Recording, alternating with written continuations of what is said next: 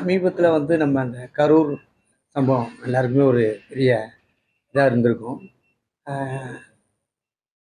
Sir வந்து உண்மையாகவே சொல்கிறேன், யாராக இருந்தாலும் ஒரு மன வருத்தத்தில் இருப்பாங்க. அவருக்கும் அந்த வருத்தம் இருக்கும். அதனால தான் அவர் டோட்டலாக அப்செட்டாக இருந்தாருன்றது எல்லாருக்கும் தெரியும். பர்சனலாக எனக்கே தெரியும். ரொம்ப அப்செட்டில் இருந்தார் அப்படின்னு சொல்லிட்டு. நான் நேரில் போயிருந்தேன். நேரில் போய் எல்லாரையும் பார்த்தேன், பாதிக்கப்பட்டவங்கள. அப்புறம் இந்த குழந்தைங்கள்லாம் இழந்தவங்கள போய் பார்த்தேன். எல்லாருமே ரொம்ப இதில் தான் இருக்காங்க. ஆயிடுச்சு இன்னைக்கு கிட்டத்தட்ட ஒரு 15 நாள் ஆகுது.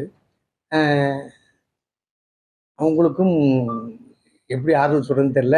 நேரில் போய் நாங்கள் அவ்வளோ தூரம் பேசும்போது அவங்க சொன்ன வார்த்தை வந்து என்னன்னு கேட்டிங்கன்னா, எங்கள் வீட்டில் இந்த மாதிரி ஒரு இது நடந்து போச்சு சார். இருந்தாலும் அவர் சாருக்கு எதுவும் இப்போ தெரியாது சார். அவர் என்ன பண்ணுவார், இப்படி நடக்கும்னு அவருக்கு தெரியாது அப்படின்னு சொல்லிட்டு எல்லாருமே வருத்தப்பட்டாங்க.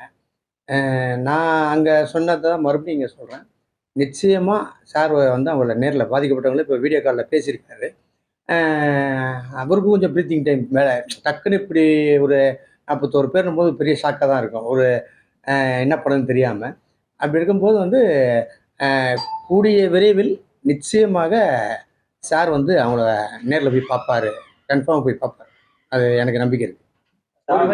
இது ஒரு விபத்து அப்படிங்கிற கோணத்துல நீங்க சொல்றீங்களா? அரசியல் காரணங்கள் இதுக்கு பின்னாடி இருக்கு.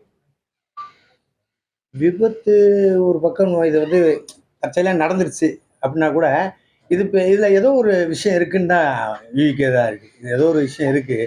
அது என்னன்னு தெரியல. கடைசியில் பார்த்தீங்கன்னா சார் மேலே ஃபுல்லாக இதை ப்ளேம் ஆகிடுச்சு.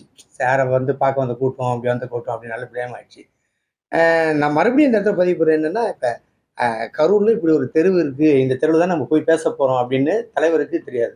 தலைவர் தெரியாத மீன்ஸ் நான் என்ன சொன்னேன், இந்த இன்ஸ்ட்ரக்ஷன் முன்னாடி அவர்கிட்ட கொடுக்கணும்.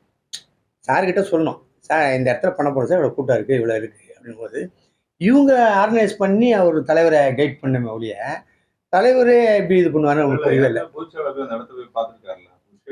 அதுதானே நான் சொல்கிறேன் ஓப்பனாகவே. அதான் 2ஆம் கட்ட தலைவர்னால யார், அவர் தானே. அவர் இவர் நம்ம ஆதவர்ஜுனா சார், சிடி நிர்மல்குமார் அண்ணன், இவங்களும் முன்னாடியே பார்த்துருக்காங்க.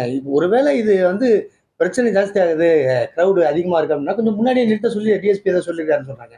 இவங்க முன்னாடியே நிறுத்திருக்கலாம். நான் இந்த இடத்துல நேரில் போனாலும் சொல்கிறேன், ரொம்ப சின்ன ரோடுனாரு. ஃபஸ்ட்டு பர்மிஷனாக இங்கே வேணாம்னு சொல்லிட்டு அவுட் ரோட கூட எங்கேயே வச்சுக்கலாம். பட் அது உடனே பர்மிஷன் 41 பேரும் அவரை பார்க்க வந்தவங்க. ஆமாண்ணே, அவரை பார்க்க வந்தவங்க கிட்டத்தட்ட 10 குழந்தைகள், சின்ன குழந்தைகள். ஆனா இவ்வளவு பெரிய சம்பவம் நடக்கும்போது திருச்சியில கூட பத்திரிகையாளர்களை சந்திக்காம அவசரமா சென்னையை நோக்கி போயிட்டாரு அப்படின்னு ஒரு சர்ச்சை பொதுமக்கள் மத்தியில ஒரு பேச்சும் இதுவரை நடந்துட்டு இருக்கு. இது எப்படி பாக்குறீங்க? அதாவது நியாயமாக பார்த்தா பத்திரிகையாளரை பார்த்து பேசிடணும் சார். பார்க்கல அப்படின்னு பார்க்கல எதுவும் பத்திரிகையாளர்கிட்ட பேசலை அப்படின்னும் போது அவர் கொடுக்குற ஒரு ப்ரெஸ் மீட்டு பயங்கர பூமாக வெடிக்கும். விரைவில் அவர் ப்ரெஸ் மீட்டை சந்திப்பார் அப்படின்றது எனக்கு பெரிய நம்பிக்கை இருக்கு. அந்த ப்ரெஸ் மீட்டு பெரிய பூமாகும். பத்திரிகையாளர் சந்திக்கும் போது இது உண்மை வெளியே வரும். நிறைய விஷயங்கள் ஓப்பனாக பேசுவார். நிறைய விஷயங்கள் பேசுவார்னு நாங்கள் நினைக்கிறோம். ஏன்னா இப்போ அவர் நான் முதல்ல அந்த கரூர் சம்பவத்தில் பேசும்போது கூட என்ன சொன்னேன்னா, இந்த ஒரு நிகழ்வு சாருக்கு வந்து பெரிய ஒரு புரிதல் ஏற்படுத்தியிருக்கோம் அப்படின்னு தான் சொல்லுவேன். அவர் எதிர்பார்க்கல, நம்ம போகிறோம் அந்த இடத்துல இத்தனை பேர் இறப்பாங்க அப்படின்னு நினைச்சது போலையா.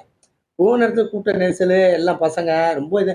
நான் போனதே வந்து கட்சி ரீதியாக ஒரு பக்கம் என்ன விட்டுருக்கேன். நான் வந்து உயிர் சார், எல்லாம் குழந்தைங்க பாவம் ஏறி நின்று இருக்காங்கலாம் சொல்கிறாங்க. நமக்கு பதறது அந்த இடத்த பார்த்தாலே. நான் போகும்போது அந்த இடத்துல எப்படி பார்த்தா ஒரு 300 செருப்பு இருக்குது சார். 300 செருப்பும் தூய்மை பணியாளர்கள் எடுத்துக்கிட்டு இருக்காங்க சார். ஏற்கனவே அந்த கேட்ட இடம், அவங்க கேட்ட இடம் இதை விட ரொம்ப குறுகிய அதையும் அப்படி சொல்றாங்க. கேட்கிற இடம் ஃபுல்லா அப்படின்னு என்ன பண்ண முடியும்? என்னன்னா, இதுக்கு முன்னால டவுன்கால் ரோட்ல யாருக்கும் அனுமதி கொடுக்கல. குறிப்பா அந்த பக்கத்துல வாய்க்கால் இருக்கு, பெரிய டிரான்ஸ்ஃபார்மர் இருக்கிறதா சொல்றாங்க. ஆனா இதுக்கு முன்னால உதயநிதி ஸ்டாலினுக்கு அதே இடங்கள்ல கடந்த பாராளுமன்ற தேர்தலில் ஜோதிமணிக்கு இவங்களுக்கு நம்ம எம்பி வேட்பாளருக்காக பிரச்சாரம் பண்ணதாகவும் சொல்றாங்க. பாக்குறீங்க, வேணும்னே திட்டமிட்டு நடத்தப்பட்ட மாதிரி தாவேக்கா ஒரு பிரம்மையை கொண்டு போயிட்டு இருக்காங்க. குறிப்பாக சமூக வலைத்தளங்களை கூட அந்த 10 ரூபா பாட்டு வந்து வெளியே வந்துடக்கூடாது. ஏன்னா குறிப்பா அவர் 5 மாவட்டங்களை கடந்தா வந்துட்டார். இது 6வது மாவட்டம். போலீஸும் ஓரளவுக்கு அனலைஸ் பண்ணியிருப்பாங்க. குறிப்பாக எப்படியும் ஒரு அனலைஸ் பண்ணக்கூடிய ஒரு காவல்துறை ஏன் இந்த இடத்துல மட்டும் கரூர்ல மட்டும் இவ்வளவு பெரிய சம்பவம் அதான் கேள்விக்குறியா? சரி சார், அவ்வளவு பேருக்கு வெறும் போலீஸே கம்மியா இருக்கு சார். ப்ரொடக்ஷன் 500 போலீஸ் 500 போலீஸ் கொடுத்துருக்காங்க, அதையும் பத்தலன்றாங்களா? பத்தல, இன்னும் ப்ரொடக்ஷன் கொடுத்துருக்கணும் அப்படின்றாங்க. 20 பேருக்கு ஒரு போலீஸ். சரி சார், இப்போ என்னன்னு கேட்டீங்கன்னா, இப்போ ஒரு இடத்துல வந்து ஒரு 10,000 பேர் தான் வராங்க அப்படின்னு நம்ம சொல்றோம்னு வச்சுக்கோங்க, கன்ஃபார்மா தெரியும் ஒரு பார்க்கறதுக்காகவே பாதி கூட்டம் இன்னும் அதிகமாக வரும் அந்த இடத்துல. நீங்க ஓடவே முடியாது சார், இந்த பக்கம் ஓட முடியாதுங்களா, இந்த பக்கம் ஓட முடியாது, ஃபுல் ஜாம் ஆகி நிற்கிது அப்படியே. அந்த ஒரு இடத்துல மட்டும் 30 பேர் இறந்துருக்காங்க. ஆப்போசிட்ல மரக்கல்லந்து விழுந்து அங்க ஒரு 10 பேர். ரவுடிகள் யாரும் உள்ள வந்தாங்க? நேற்று சுப்ரீம் கோர்ட்ல வந்து 100 பேர் நிற்பாங்க சார், 100 பேர் ரவுடி நம்ம எப்படி பார்க்க முடியாது சார். அது யார் வந்தா யார் பண்ண நம்ம நல்லவர் இருக்கலாம் கெட்டவர் இருக்கலாம், நமக்கு தெரியாதுல்ல யாருன்னு. நமக்கு செய்திகளை உடனுக்குடன் தெரிந்து கொள்ள கீழ்கண்ட கேபிள் மற்றும் டிடிஹெச் நெட்வொர்க்குகளில் எம்நாடு செய்தி தொலைக்காட்சியை காணுங்கள். பாதகம் செய்பவரை கண்டால் நாம் பயம் கொள்ளலாகாது பாப்பா. மோதி மிதித்து விடு பாப்பா, அவர் முகத்தில் உமிழ்ந்து விடு பாப்பா. அண்மை செய்திகளை உடனுக்குடன் தெரிந்து கொள்ள இணைந்திருங்கள் எம்நாடு தொலைக்காட்சியுடன்.